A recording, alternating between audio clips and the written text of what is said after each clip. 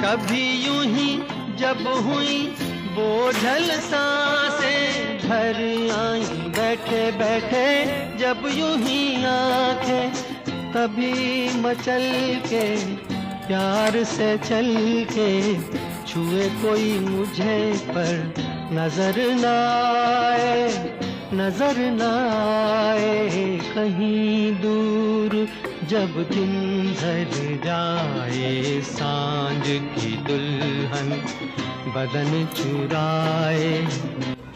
ज्या लेडीज घरबसल्या काम करण्यासाठी इच्छुक आहेत त्या सर्व गृहिणींसाठी आज मी एक दिवाळी स्पेशल अपॉर्च्युनिटी आणलेली आहे। माझे एक फ्रेंड आहेत प्रियंका ताई, त्या डिजिटल मार्केटिंग, स्टॉक मार्केट यासारखे बरेचसे कोर्स आहेत ते ऑनलाईन घेतात आणि विशेष म्हणजे कोर्स पूर्ण झाल्याच्या नंतर त्यांच्याकडे 100% जॉबची गॅरंटी सुद्धा आहे। तुम्हाला कुठे जायचं नाही, घरबसल्या ऑनलाईन कोर्स कंप्लीट करायचा आहे, त्यानंतर तुम्हाला जॉब सुद्धा मिळेल आणि जॉब सुद्धा तुम्हाला घरी बसूनच करायचा आहे।